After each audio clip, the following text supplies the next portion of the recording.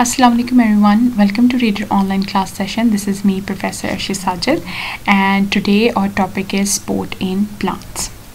Okay जी, last time हमने अपने लेक्चर में स्पोर्ट इन प्लांट को जो है वो शुरू किया था और हमने कहा था कि जो हमारे पास स्पोर्ट इन प्लांट है इसका जो मेन हमारे पास ऑर्गन है वो हमारे पास स्टेम होती है। ठीक है, हमने कहा था कि जो मेन सपोर्टिंग ऑर्गन है हमारे पास प्लांट्स के अंदर वो स्टेम है, और स्टेम के अंदर कौन सी ऐसी चीज़ें जो हमें सपोर्ट प्रोवाइड कर रही हैं, वो हमारे पास टर्गर प्रेशर है, we have vascular bundles and supportive tissues. तो टर्गर प्रेशर को हम डिस्कस कर चुके हैं लास्ट लेक्चर में, और हमने उसका सोल्यूशन भी देख लिया था कि अगर हम लोगों ने टर्गर प्रेशर के अंदर एक्सोऑस्मोसिस हो जाए, या अगर आपने मेंटेन करना हो टर्गर प्रेशर को, तो आप किस तरह करेंगे, और उसका सोल्यूशन क्या था कि आप हाई ऑस्मोटिक प्रेशर को जनरेट करके रखेंगे। ठीक है जी, आज हम लोग अपने आगे दो टारगेट्स को देखते हैं, वो है हमारे पास वेस्कुलर बंडल्स और सपोर्टिव टिश्यूज। जो वेस्कुलर बंडल्स हैं उनको स्टार्ट करने से पहले एक टर्म मैं आपको बता देती हूँ। वेस्कुलर बंडल्स में एक टर्म है जिसका नाम है वुड। वुड क्या होती है? लकड़ी होती है। तो लकड़ी को बनाने वाला कौन है? वो है हमारे पास जाइलम। जाइलम में कौन सा जाइलम? सेकेंडरी जाइलम, या इसको हम हार्ड टिश्यूज भी कहते हैं। और यही जो वुड है, आपको पता है लकड़ी कितनी सख्त होती है, और इस लकड़ी को सख्त बनाने वाले आपके वेस्कुलर बंडल्स हैं, और इस वेस्कुलर बंडल में कौन आते हैं? हमारे पास सेकेंडरी जाइलम। ये सेकेंडरी जाइलम क्या होता है, ये इंशाल्लाह मैं आपको नेक्स्ट लेक्चर में पूरी डिटेल के साथ बताऊंगी, लेकिन फिलहाल अभी आप इतना याद रखें कि जो वेस्कुलर बंडल्स हैं वो आपके पास इतने ज़्यादा सपोर्टिव रोल प्ले कर रही हैं कि लकड़ी बनाने में या वुड बनाने में इनका रोल होता है। ठीक है जी। अच्छा, इन्हीं सेकेंडरी जाइलम को अब हार्ड टिश्यूज भी कहते हैं, और ये मेजर सपोर्ट प्रोवाइड करते हैं उस वक्त जब हम कह रहे हैं कि stem as a supportive organ है। ठीक है जी।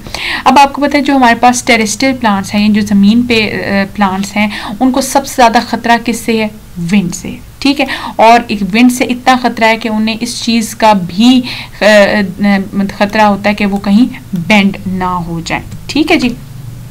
तो हम क्या करते हैं कि जो हमारे पास वेस्कुलर बंडल है जिसमें हम जाइलम की बात कर रहे हैं, ये जाइलम ख़ास तौर पे सपोर्टिव रोल प्ले करता है। कैसे कि जाइलम हमारे पास टफ है, इसकी नेचर टफ है, सख्त है, इनएक्सटेंसिबल है। इनएक्सटेंसिबल का मतलब इसमें लचक नहीं है। प्लस ये यूँ समझ लें कि ये जाइलम ऐसा रोल प्ले करता है कि जब आपको अक्सर देखा होगा कि जब बिल्डिंग्स वगैरह कंस्ट्रक्ट हो रही होती हैं तो बीच में स्टील रॉड्स होते हैं, और उन स्टील रॉड्स के गिर्द जो है वो कंक्रीट भरा जाता है। तो आप यूँ समझें कि वो जो स्टील रॉड्स हैं वो जाइलम है, और जो कंक्रीट है वो आपके पास स्टेम है। तो उस कंक्रीट के अंदर जो मजबूती दे रहा है वो नो डाउट हमारे पास जाइलम है या स्टील रॉड है। अक्सर आप लोगों ने देखा होगा कि जो जाइलम है इसकी अरेंजमेंट इस तरह कुछ रिंग्स फॉर्म में होती है। ठीक है, क्या होती है? Rings form. जैसा अभी हमने यहाँ पर डायग्राम बनाई कि ये स्टेम है, उसके अंदर जाइलम जो है वो रिंग्स फॉर्म में अरेंज है। तो ये रिंग फॉर्म क्यों हमने दी है? ये समझा जाता है कि जो रिंग फॉर्म है ये सबसे ज़्यादा हमारे लिए यूज़फुल है against the wind pressure. Plus इस रिंग स्ट्रक्चर की वजह से जो प्लांट है वो बड़े बड़े अपने ब्रांचेस, अपने लीव्स का जो वज़न है वो बर्दाश्त कर सकता है, और यही रिंग स्ट्रक्चर इसको बेंड होने से भी बचाता है। ठीक है, तो हम लोगों ने वेस्कुलर बंडल में क्या पढ़ा कि जो हमारे पास जाइलम है ये सबसे मेजर रोल प्ले कर रहा है। किस तरह कि जाइलम टफ है, ये इसमें लचक नहीं है, ये इस तरह अपना रोल प्ले कर रहा है जिस तरह कंक्रीट के अंदर स्टील रॉड हो। और अगर आप लोग वुड का क्रॉस सेक्शन करके देखें तो आपको जाइलम रिंग्स की फॉर्म में नज़र आएगा, और ये रिंग क्या सहूलत देती है कि ये रेजिस्टेंस प्रोवाइड करती है अगेंस्ट द विंड, ये वेट बेयरिंग होती है और बेंडिंग के खिलाफ भी काम करती है। उसके बाद नेक्स्ट जो हमारे पास मेन सबसे ज़्यादा इंपॉर्टेंट है वो हमारे पास सपोर्टिव टिश्यूज़ हैं, जिसमें हमने अभी बात की थी कॉलन काइमेटस की और स्क्लेरन काइमेटस की। जो हमारे पास कॉलन काइमेटस सेल्स हैं ये अक्सर सॉफ्ट पार्ट को जो है वो सपोर्ट प्रोवाइड करते हैं, जबकि स्क्लेरन काइमेटस सेल्स जो हैं वो हार्ड पार्ट्स को सपोर्ट प्रोवाइड करने के लिए बनाई गई हैं। जो कॉलन काइमेटस सेल्स हैं इनके अंदर लिग्निन, ठीक है, जो मेन मटेरियल ये कम तादाद में होता है, जबकि स्क्लेरन काइमेटस सेल्स के अंदर लिग्निन सबसे ज़्यादा होता है। ठीक है, जिसकी वजह से अब चूंकि लिग्निन कम है इस वजह से ये लेस हार्ड होते हैं, इनके अंदर लिग्निन ज़्यादा है, दैट्स वाई ये ज़्यादा सख्त होते हैं। कॉलनकाइमेटस सेल्स आपको कॉर्टेक्स में नजर आएंगे और स्क्लेरेनकाइमेटस सेल्स आपको जाइलम के अंदर नजर आएंगे। इट्स मीन कि अब आप देखें कि हमारे पास वेस्कुलर बंडल भी जाइलम में है और स्क्लेरेनकाइमेटस सेल्स भी जो है वो जाइलम के अंदर है। तो इट्स मीन कि हमारा मेजर सपोर्टिव रोल जाइलम ही प्ले कर रहा है स्टेम को खड़ा रखने में और पूरे प्लांट के वेट को बर्दाश्त करने में। तो सबसे पहले जो हमारे पास सबसे ज़्यादा इंपॉर्टेंट है स्क्लेरेनकाइमेटस सेल्स, उसको स्टडी करते हैं। स्क्लेरेनकाइमेटस सेल्स का मतलब क्या है? स्क्लेरेनकाइमेटस सेल्स का नाम स्क्लेरन से निकला है और स्क्लेरन का मतलब ही होता है सख्त। और ये सख्त क्यों है? क्योंकि इसके अंदर लिग्निन की डिपोजिशन होती है। ठीक है, ये ऐसा मटेरियल है कि जिस जगह पे लिग्निन आ जाएगा वहाँ पे हार्डनेस ऑटोमेटिकली आ जाएगी। तो स्क्लेरेनकाइमेटस सेल्स हमने क्यों इतना किया हुआ है कि ये हार्ड है, वो हार्ड इस वजह से हैं क्योंकि इनके अंदर लिग्निन की डिपोजिशन है।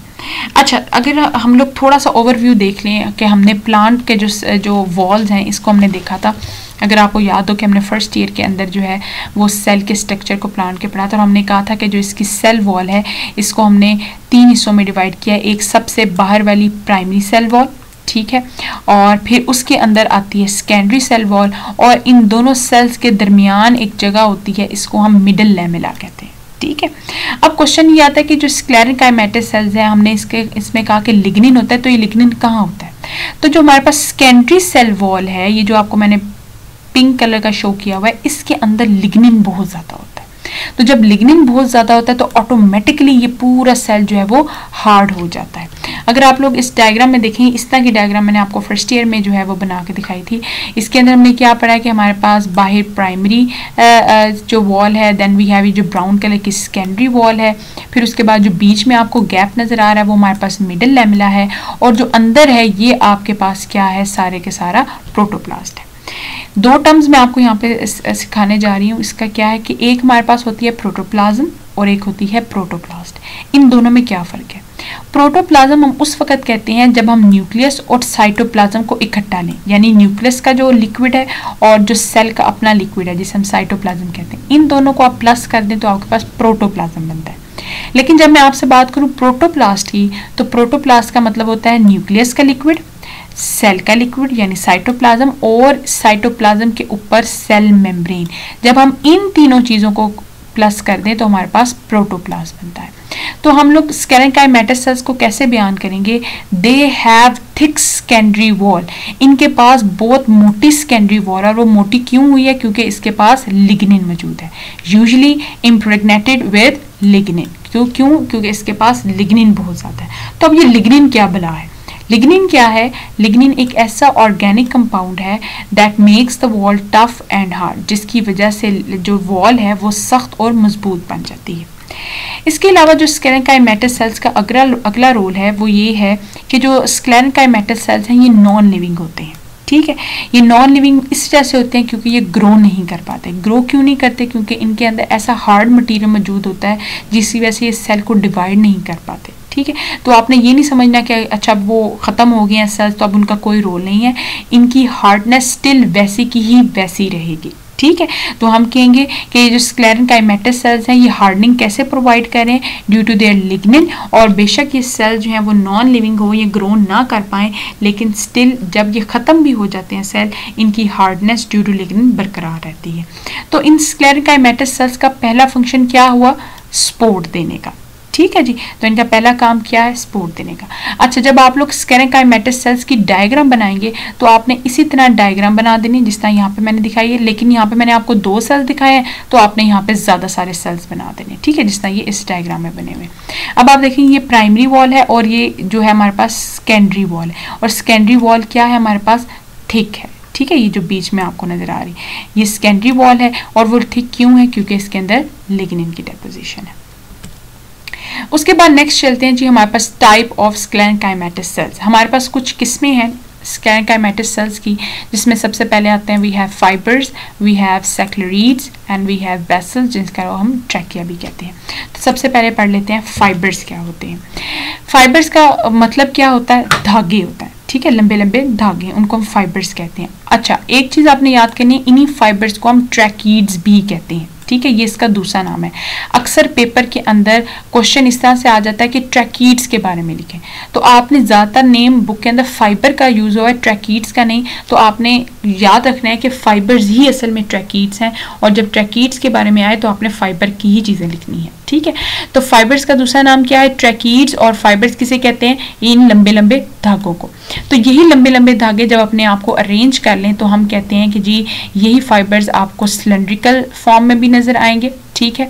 प्लस ये हमारे पास सॉलिड बंडल्स की फॉर्म में नजर आएंगे, और इवन ये बंडल्स बंडल कैप्स भी बनाते हैं, ठीक है। अब इसको चीज़ को समझ लेते हैं कि ये क्या कह रहे हैं। अब होता क्या है कि फॉर एग्जांपल ये हमारे पास जाइलम है, और भी हमने कहा कि स्क्लेरेन काइमेटस सेल जाइलम में मौजूद होते हैं। तो ये हमारे पास फॉर एग्जांपल ये हमारे पास जाइलम मौजूद है, ये एक्स का मीन्स ये जाइलम है। तो इनके दरमियान आपको बैंड्स नजर आ रहे हैं, ठीक है। और ये बैंड्स किस चीज़ के हैं? ये फाइबर्स के बने हुए हैं। तो जाइलम और ये जो फाइबर्स हैं ये दोनों मिल के जो है ये सपोर्ट प्रोवाइड करते हैं। एक फाइबर्स का नज़र आने का तरीका ये है कि जाइलम के दरमियान में जो है वो बंडल्स की फॉर्म में नज़र आते हैं या बैंड्स की फॉर्म में नज़र आते हैं। दूसरा जब हम बात करते हैं, हमने कहा ये बंडल कैप्स बनाते हैं। जो हमारे पास वेस्कुलर बंडल है, ठीक है, जो हमारे पास वेस्कुलर बंडल है, यही फाइबर्स इनकी कवरिंग भी बना देते हैं, ठीक है। तो जब हमारे पास इन बंडल यानी वेस्कुलर बंडल के ऊपर आपको एक तह नजर आती है तो इस तह को हम क्या कहते हैं? बंडल कैप्स कहते हैं। अभी हमने क्या किया हुआ है? ये एक स्टेम का क्रॉस सेक्शन लिया हुआ है। अब आप देखिए नीचे आपको फ्लोएम नजर आ रहा है और ये जाइलम नजर आ रहा है, ठीक है। इसकी टाइप्स है मेटाजाइलम, प्रोटोजाइलम, ठीक है जी। अब ये हमारे पास क्या है? ये हमारे पास वेस्कुलर बंडल है। इस वेस्कुलर बंडल के ऊपर आपको ये मोटी सी फाइबर की तह नजर आ रही है, और इसको हम क्या कहते हैं? बंडल कैप्स कहते हैं। और इस बंडल कैप कौन बना रहा है? ये हमारे पास स्क्लेरेन काइमेटस सेल की टाइप फाइबर्स बना रहे हैं, और इन्हीं फाइबर्स का दूसरा नाम क्या है? ट्रैकीड्स, ठीक है। तो हमने फाइबर्स को किस फॉर्म में पढ़ा? फाइबर्स को हमने जाइलम के बीच में भी देखा है, और प्लस हमने इनको कवर की फॉर्म में भी देखा है, यानी कैप बनाते हुए भी देखा है, जिसे इसका नाम क्या है? बंडल कैप है, ठीक है। और इसमें एग्जाम्पल हम ले सकते हैं सनफ्लावर की, और इसका एक और हमारे पास ये कहाँ पे मौजूद होते हैं? फाइबर्स जाइलम टिश्यूज के पास जो है वो मौजूद होते हैं। उसके बाद नेक्स्ट आता है हमारे पास सेक्युलरीज। सेक्युलरीज जो है वो फाइबर से छोटे होते हैं, और ये ज़्यादातर पाए जाते हैं सीड कोर्स या नट शेल के अंदर। अच्छा, अब आप लोग देख रहे हैं जो अभी हमने बात की, जो स्क्लेरेन काइमेटस सेल्स हैं वो जाइलम के साथ एसोसिएट होते हैं। तो इनमें से एक जो स्क्लेरीड्स है ये जाइलम के साथ ज़्यादातर एसोसिएट नहीं होता। इसका काम ये होता है कि जो हमारे पास सीड कोट्स होते हैं या नट शेल्स होते हैं, आपने अक्सर देखा होता है एम्ब्रियो की हिफाजत के लिए हम ऊपर एक सीड कोट बना देते हैं। तो उस सीड कोट को बनाने के लिए हमारे पास क्या मौजूद होता है? हमारे पास मौजूद होते हैं सेक्युलराइड्स, ठीक है। यहाँ पे एक पिक्चर भी मैं आपको शो करवा देती हूँ, ये प्लस जो अक्सर आपने बादाम के ऊपर कवरिंग देखी होती है, अखरोट के ऊपर कवरिंग देखी होती है, तो ये जो हार्ड कवरिंग है या जिसे हम नट शेल्स कहते हैं, इनको बनाने का काम किसका है? ये सेक्युलराइड्स का है। और सेक्युलराइड्स किसकी टाइप है? स्क्लेरेन काइमेटस सेल्स की टाइप है। और असल में सेक्युलराइड्स का काम क्या हुआ? कि प्रोटेक्शन देना, ठीक है जी। उसके बाद नेक्स्ट आते हैं जो वेसल्स। वेसल्स का दूसरा नाम ट्रैकिया भी है, और असल में हमने ये ट्रैकिया इंसान के अंदर भी पढ़ी है, जिसे हम विंड पाइप कहते हैं, सांस की नाली। तो इस सांस की नाली कैसी होती है? लंबी ट्यूबुलर सी। तो दैट्स वाई इसी को भी हम वेसल्स को ट्रैकिया कहते हैं, क्योंकि इसकी शक्ल भी ऐसी लंबी ट्यूब सी होती है। तो हम इसे कहते हैं कि ये लॉन्ग ट्यूबुलर स्ट्रक्चर है। ये एक दूसरे से एंड के थ्रू जो है वो ज्वाइन होते हैं, यानी एंड टू एंड ज्वाइन होते हैं, कि लंबी सी कंडक्टिंग जो है वो जाइलम पाइप बना देते हैं, ठीक है जी। ये आपको यहाँ पे जो है वो पीसेस जो है वो कुछ नजर आ रहे हैं वेसल्स के, ठीक है जी। अच्छा जी, उसके बाद जो हमारे पास लास्ट जो है वो हमारे पास सपोर्टिव टिश्यू है, वो हमारे पास आता है कोलन काइमेटस सेल्स। कोलन काइमेटस सेल्स का क्या डिफरेंस है वो भी अभी हम देख लेते हैं। जो हमारे पास कोलन काइमेटस सेल्स हैं, इनके पास सेकेंडरी वॉल नहीं होती, ठीक है। अभी हमने क्या पढ़ा था कि हमारे पास प्राइमरी वॉल सेल वॉल होती है, फिर उसके बाद हमारे पास सेकेंडरी सेल वॉल होती है, एंड देन वी हैव हमारे पास प्रोटोप्लास्ट होता है। प्रोटोप्लास्ट के अंदर क्या आता है? प्रोटोप्लास्ट के अंदर हमारे पास न्यूक्लियस का लिक्विड यानी nucleoplasm, cytoplasm, and then we have cell membrane. तो जो हमारे पास कोलन काइमेटस सेल्स हैं, इनके पास सेकेंडरी वॉल मौजूद नहीं होती। अगर आप देखें मैंने यहाँ पे एक एडिशनल लेयर नहीं बनाई, ठीक है, वरना हम लोग इस तरह बनाते हैं, ठीक है। अब आपने ये नहीं बनानी, क्योंकि कोलन काइमेटस सेल में सेकेंडरी सेल वॉल मौजूद नहीं होती, ठीक है। फिर हम इसकी प्राइमरी वॉल को ही इतना थिक करते हैं कि ये स्पोर्ट का रोल प्ले कर सकती हैं। अब जब आप लोग इसकी जो प्राइमरी वॉल है इसको खोल के देखें तो आपको यहाँ पे कुछ गोल दायरे नजर आएंगे, ठीक है।